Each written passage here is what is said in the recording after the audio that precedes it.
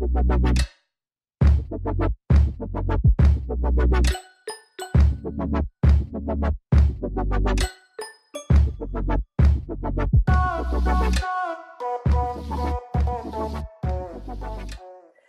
everybody. Welcome back to Homeschool for the Soul. This is Staci Travisano, and I'm here today with Dr. Lauren Franks. Hi, Dr. Franks. Thanks for hanging out with us today.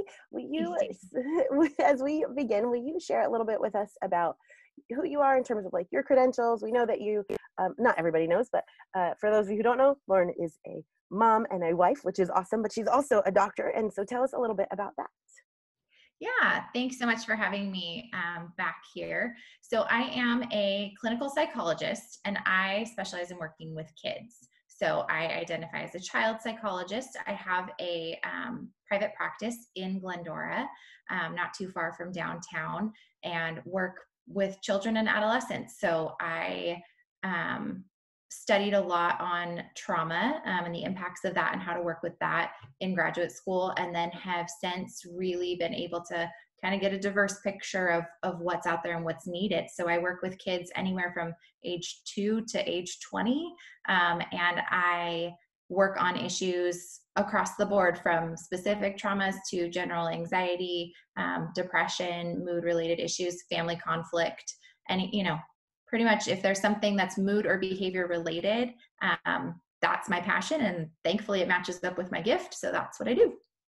Love that. It's so, all of that is needed. And I can't even imagine the studying of the trauma part, and that you are as wonderful as you are, because that, just even thinking about that for me makes my heart very sad, like for you, and that people would even go through that. But so thankful that there are amazing people like you that are doctors that are willing to go through that so that you can help us heal and work on getting toward health.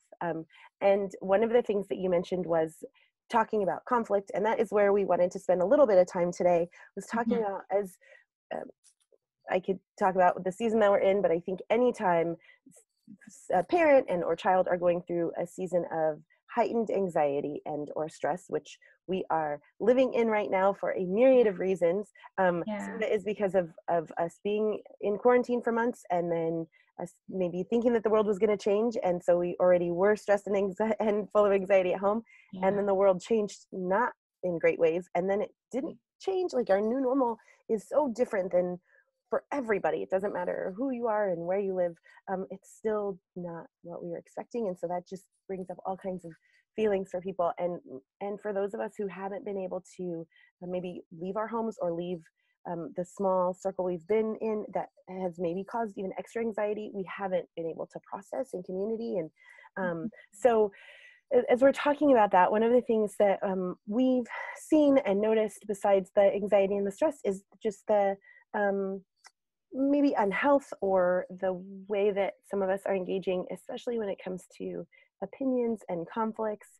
So can you help us as we maybe look at like some different life stages? So starting with like toddlers, preschoolers, if we have the age group living in the home, how do we as parents help them navigate a conflict in a super healthy way? What would you suggest to a parent of a preschooler or toddler that is navigating? Yeah, so like you said, very likely most families are experiencing heightened levels of stress right now. And our little ones are going to look to the adults in the home or the older ones in the home for that modeling. How am I supposed to respond to this, right? They're checking in to see what is appropriate, what is the common response, how am I supposed to react?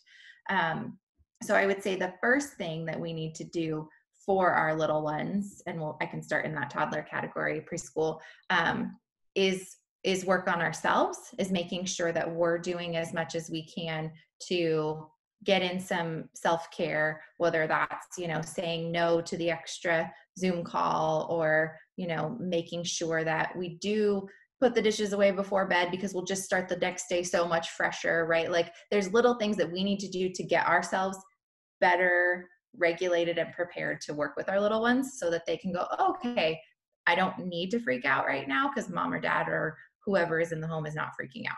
Easier said than done, but that's kind of step one. Then I would say if they are having conflict with you, or they're having conflict with each other, if there's siblings in the home, it's really important that we get them regulated before we expect to engage in any sort of solution or problem solving. So things like avoiding asking why. Why did you hit your brother? Why didn't you do what I told you to do? Those aren't helpful questions, because if they knew, they wouldn't have done it, right? Or if they knew, they could have explained it to you from the get-go. And when they're little, they may not know even how to put it into words if they do know the answer to your question. So why questions are something to avoid. Calming and regulating, like giving them a moment to themselves, having them take a break, not necessarily a punishment, not a timeout, but like a break to regulate before they come back. And then we start giving them like specific steps. I think the toddlers, the preschoolers, they need very specific steps.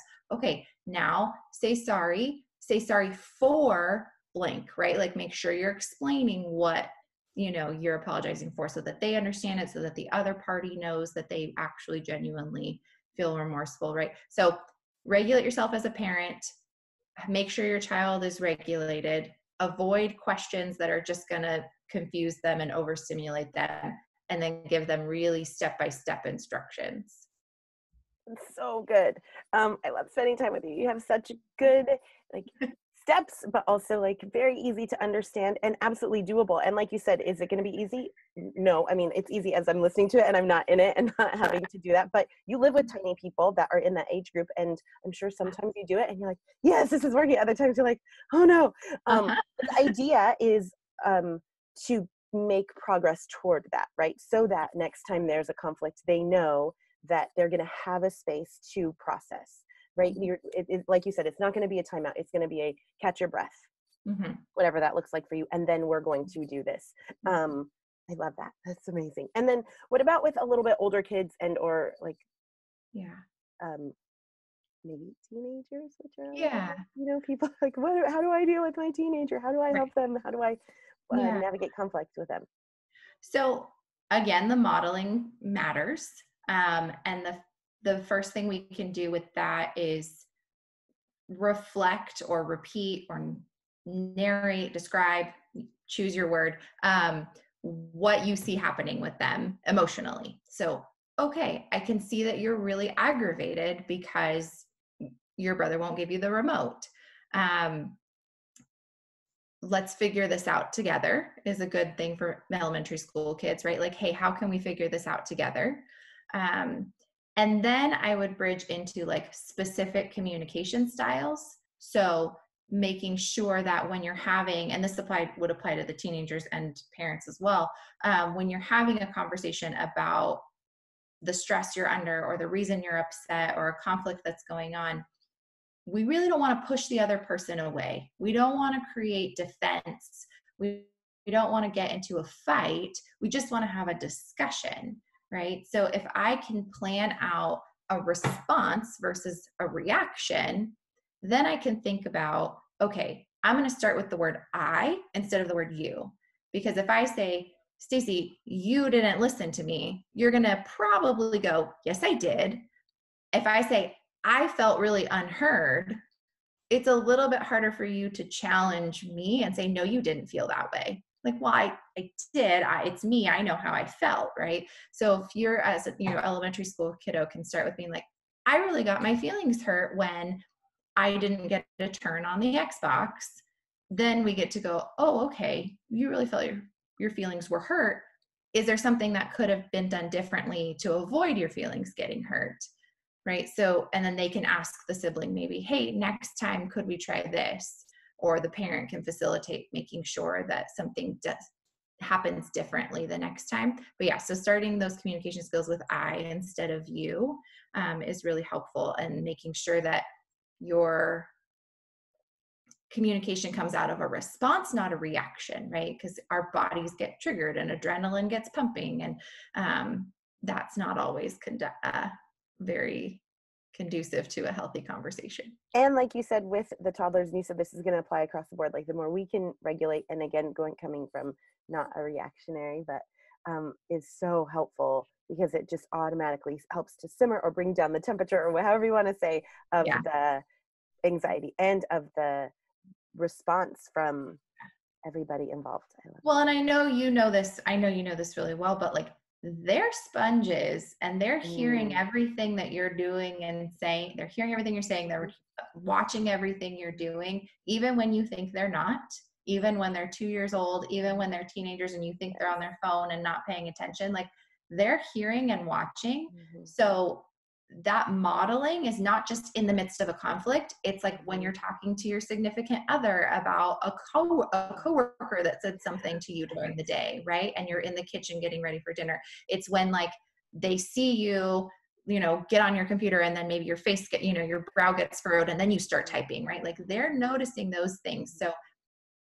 not like you didn't have enough pressure already as a parent, but pay attention Mm-hmm. when your kids are around, because I promise they're hearing and absorbing more than you think. So much. That is so true.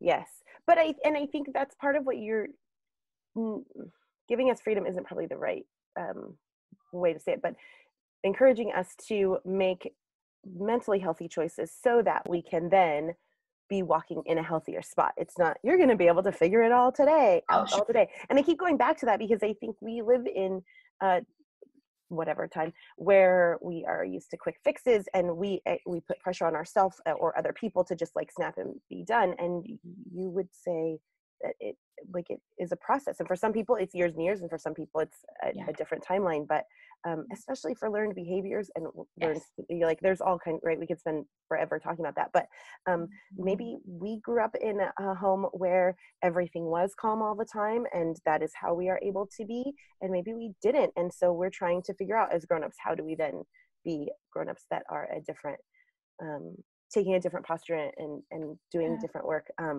But I like the idea that we can be walking into that and working on taking a breath, maybe ourselves, and then talking through some reactions with our people and helping them to process.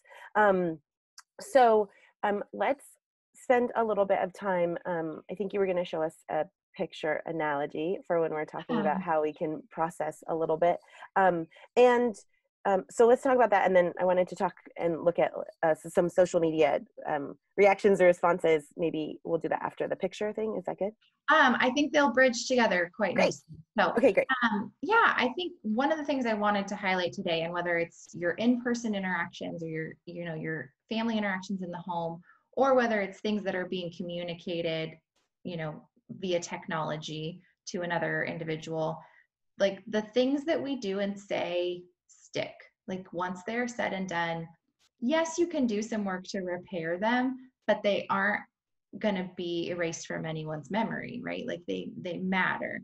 So I recently was working with a kiddo who, mom was concerned about the things that he was texting friends, and he didn't understand, like, why can't I make like a inappropriate joke? It's just like my friends. But it was like, but that is out there now. That we don't really know who could search and look that up later, and B, like now, like if the parent sees it, the parent of your friend sees, are they going to want you around their kid, right? Like there's an impact to the words that you say and the words that you type. And so what I was showing him was, okay, if I take these glasses of water and we pour this one into this one, okay, so let's pretend this was me and I just shared my words with my friend, right? And then I go, uh-oh, maybe that wasn't a good choice, or someone told me that wasn't a good choice. So I want to take these words back, right? Okay, so let me try to give these words back to myself. Now, I don't know how much you can see it on here, but there's still a lot of drops in that glass, right? And no matter how much I really, really, really try to shake it out, there's gonna still be evidence of what I did or said. And so it's important to realize that, it's better to prepare and to avoid, than to have to do the work to get this back. And of course, the kiddo I'm working with is like, well, if I blow really hard, then the drops might, fall back into. I said, yeah, imagine how much work it would take to repair a broken relationship or a hurtful thing that was said. So let's think about that before we type those words or say those words. Staci, I can't hear you right now.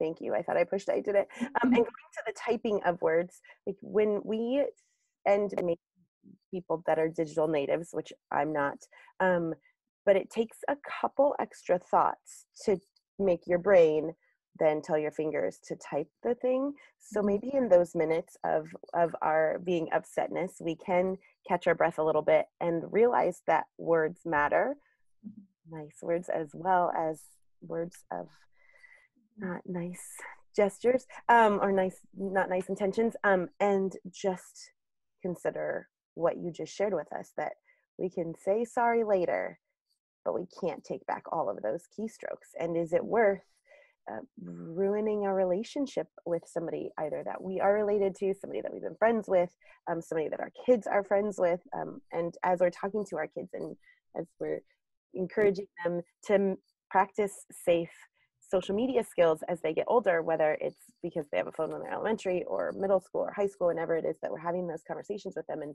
it should be an ongoing conversation, but similar to, and going back to when you were talking about when we're walking kids through conflict, giving everybody a mental reset for just a moment, catch your breath, and then have the conversation is just as important when we're talking about Yeah.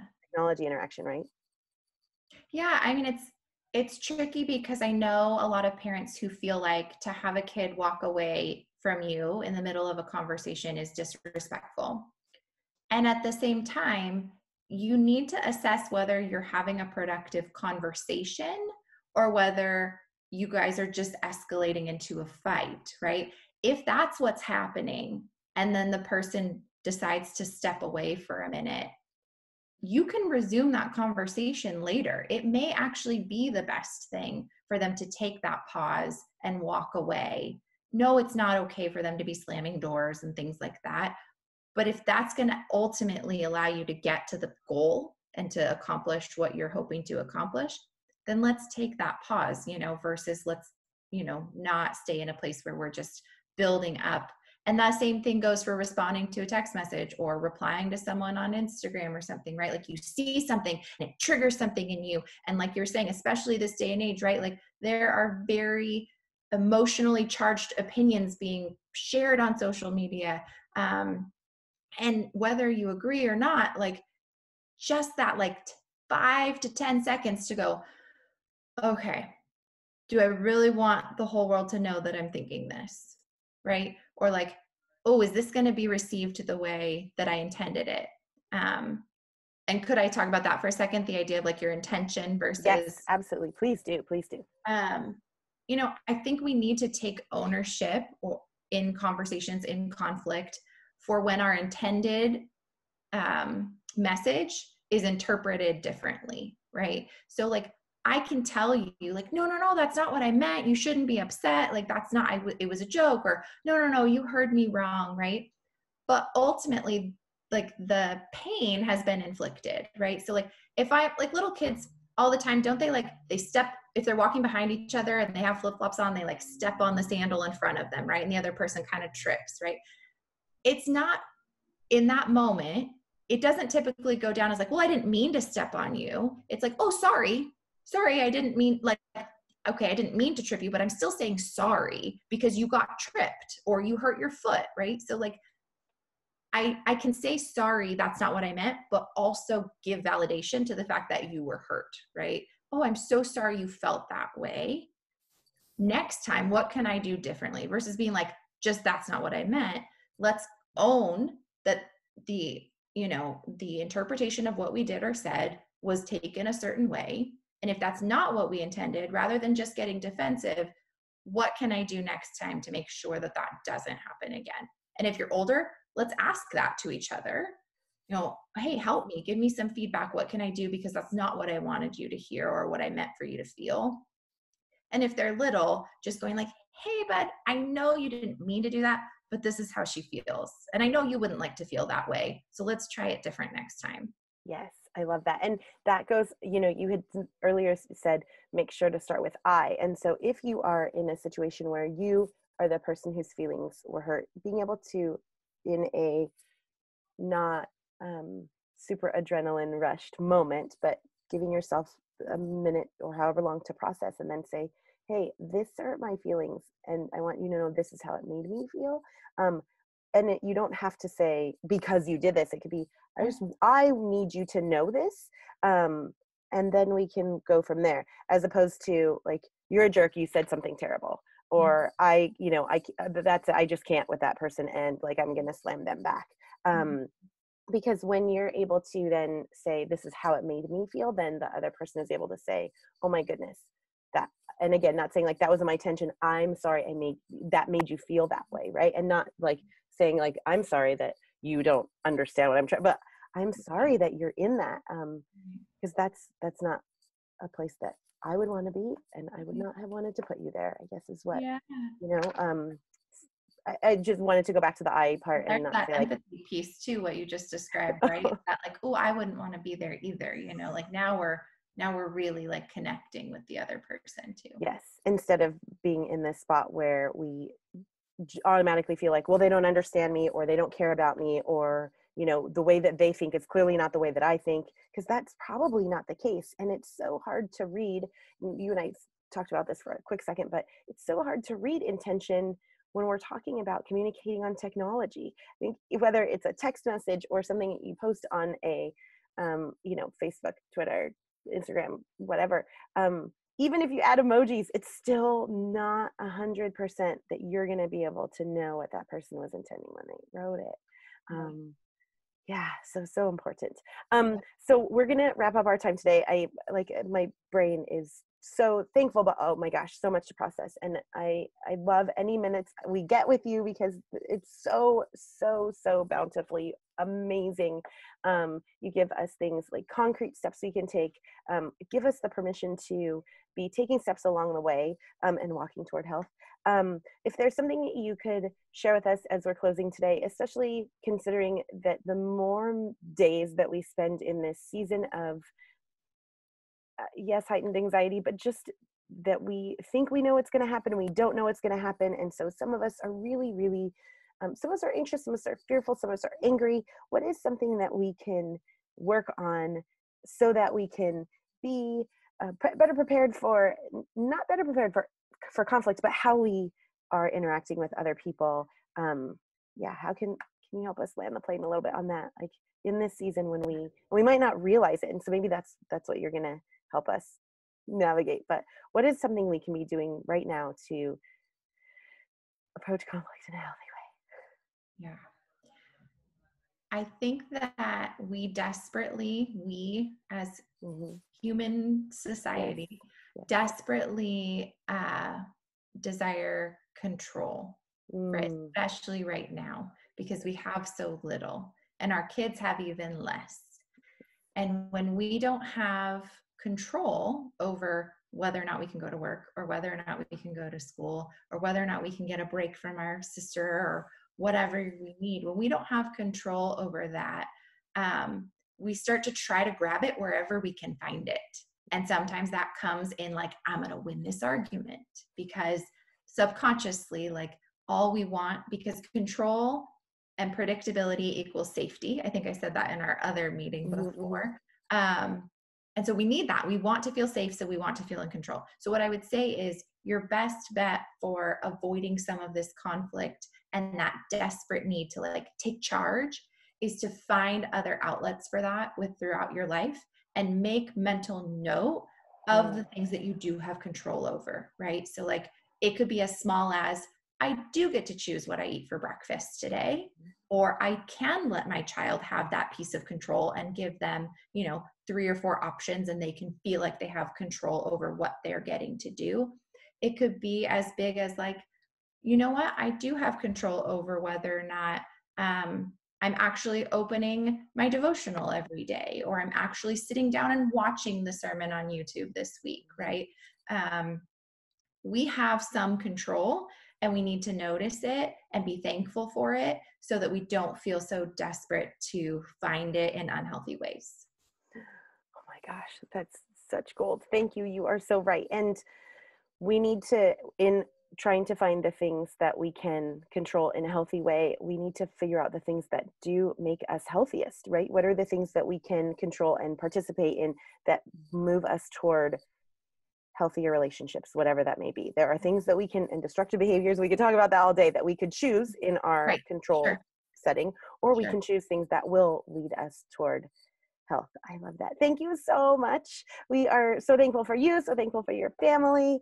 Thank you for how you are leading kids and families. Like, you're changing generations of families because of the work you're doing. So thank you so much for the wisdom you shared with us today, but thank Thank you also you. for what you do every day and the tiny people that you're raising to be different people, to then also help them be healthy friends to people they're going to be with now and as they get older. So thank you again, and I look forward to seeing you in person someday Thank you, soon. Stacy. Thank you for the kind words, and thanks for having me on. Oh Hope my you have gosh, a you good are so day. welcome. Thank you. Okay, bye. Thanks. Bye.